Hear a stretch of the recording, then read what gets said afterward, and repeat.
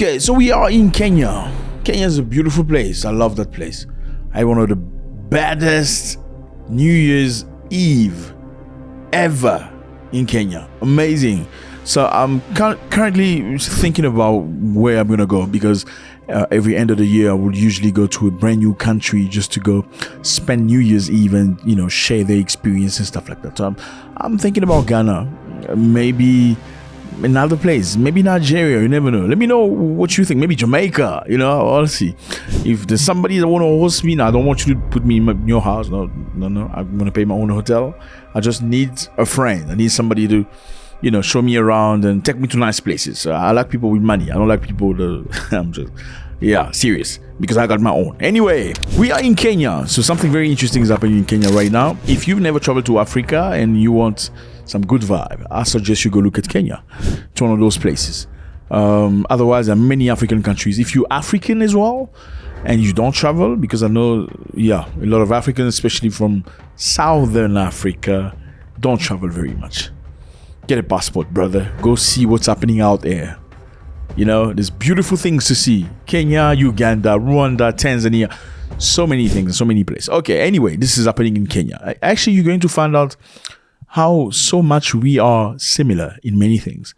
Because if in your country you have people from different countries of Africa, usually they're not the best quality. They are not. The good quality people are most likely back in their country. That's where you're going to find yourself. All right, so in Kenya, it's happening. Technology, interesting. They've come up with a plan, So Kenya is one of those African countries, like many other African countries, where a lot of people have HIV, okay? Yeah, not a secret anymore. But it's been very difficult for people in rural areas to get HIV kits, testing kits and medication and all that stuff. So somebody came up with a plan. Kenyans came up with a plan. Instead of waiting for the rain to subside when you have to travel by road in order to deliver HIV medicine, they are now using drones to go and deliver HIV kits, HIV medicine, and many other things. Sometimes even dropping medicine into a soccer field for the children to run to it. Anyway, let's watch this. These drones are carrying a cargo of HIV drugs and testing kits. This is Kenya. Flying at speeds of up to 100 kilometers per hour, the packages are delivered to people in rural parts of Kenya. Spinning motors. But instead of going to formal medical facilities, they're being taken to places where young people go, like this football tournament in Nyakoko. It's part of a scheme funded by the Elton John AIDS Foundation to cut the rate of new infections amongst the youth. Interesting. But there are stories out here, man. Some people, if they told you this story, you'd be shocked when they started being active. Yeah, so don't say they're just kids. Okay, let's continue. The young people, they're able to get information, and they're able to make informed decision, and they're able to move to the tent, and within the tent, they're able to get free services. It's hoped that it can also break down the stigma of going to health centers, a big problem for high-risk groups such as the transgender community. Oh, I didn't know that community was in Kenya.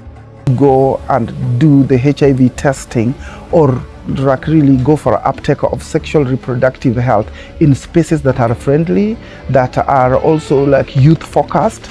People will come in without even thinking that they are going to go for testing. Well, okay, many people don't like get tested because they don't like going to clinics. Going to clinics in Africa, usually you have specialized HIV clinics in many African countries. So that's where people go get their medication and stuff. So basically when they see you go through that clinic, they go like, oh, that guy, oh, so people will go to those clinics, either they cover it up like total Muslims, whatever, or they wait at night.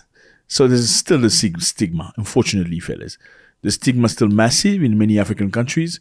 I think South Africa is probably one of them, very few countries where the stigma is not as big. I'm not saying there's no stigma in South Africa, but in South Africa, maybe because there's a lot of HIV people in South Africa as well. So, yeah. Statistically, South Africa and Swaziland, Eswatini are some of the country with the most cases. But what is HIV? It's a disease that, like any other disease, it's not what it used to be back in time.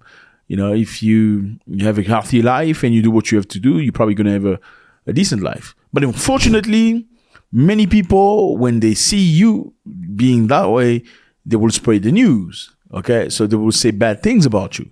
People will start avoiding you. Therefore, there's a stigma. So people avoid taking their, they avoid frequenting those medicine space because it's bad. But this strategy is really good because then they just throw the drone. The drone goes, ooh, and it drops the case. And when it falls on the ground, people can just pick up and whatever. If people say, why are you picking up? I'm just picking up like everybody else is picking up. So yeah, that's what it is. Congratulations to Kenya, because Kenya is a very innovative country. Let's go visit Kenya. You're going to be shocked. There's a lot of African Americans that have relocated to Kenya. The cost of life is decent. Humans are decent. I had an amazing time. Yeah, so that is great. On the next one, we are in Australia, fellas.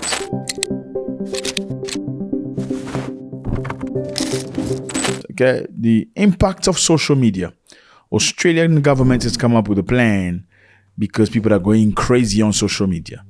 They don't like the fact that people are using social media a little too much. So they're going to come up with restriction, especially for people under the age of 16. The Australian government announced on Thursday what they describe as a world-leading legislation that will institute an age limit of 16 years to children to start using social media, an old platform responsible for ensuring compliance. And this one's for the mums and dads. Social media is doing harm to our kids, and I'm calling time on it. Well, Australia is not your country, and they know how to put some tough laws. Trust me, during this, remember this? Yeah, it was one of the harshest places ever to be. People lost their jobs, some were arrested because they did not get so they're coming up with, is this bad? I don't know.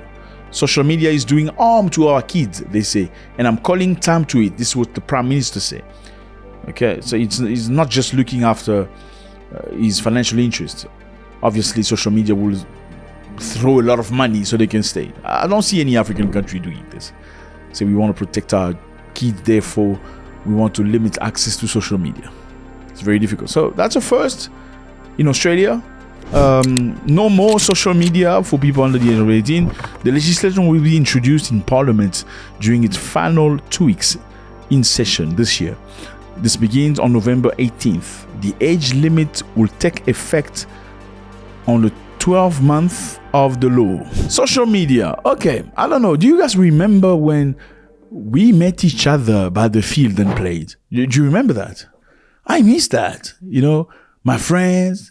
I remember where we stayed, there were houses like, avenues. And I could tell you from the first house who was the first child's name, the second child's name, the third, the fourth. If there were 5, I'll tell you. Then the following house, I'll tell you the first name. The first one is Frank. The second one is John, is number 2. They have a sister named Lily. Then following house, I know that's Keye, that's Buyamba. I could tell you everything. But you can't do that today. Your neighbors are total strangers. I mean, we didn't grow up with strangers. We grew up with neighbors.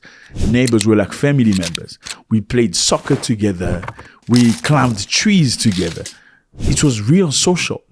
Even when you went to taxi ranks or taxi bus spots, you see people and start a conversation like, good afternoon, how you doing? Oh, good, that's a nice shirt you got. Oh, where'd you buy it? I bought it from... where are you going? Well, I come from an interview. I was looking for a job. Oh, really? What sector are you working in? Well, I'm into cybersecurity or whatever. Oh, really? But we're looking for somebody. People had conversations. Look at taxi ranks today. Look at bus stops today. Our bus stop, people are pressing their phone. Social media for you. The brand is altered. These people have done a tremendous job of destroying our nature. We're not social human beings anymore. People look at you, they say hello. You ask yourself, why is he greeting me? Can you imagine that?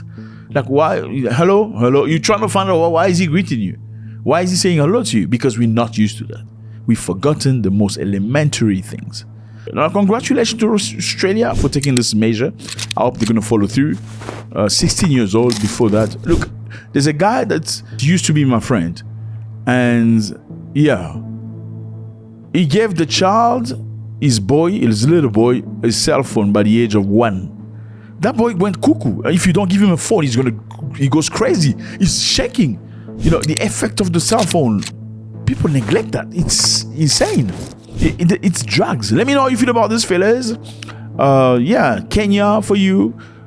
The engaging drones to go deliver essential things, drugs and stuff, you know, allowing people to test themselves and know the situation, give them medication through drones and stuff. Even if it rains, even if the terrain is muddy, there's no worries, you know. You don't have to go to the clinic. Congratulations to Kenya. And Australia also, yeah, so limiting social media. Will any African country follow through with that? God bless.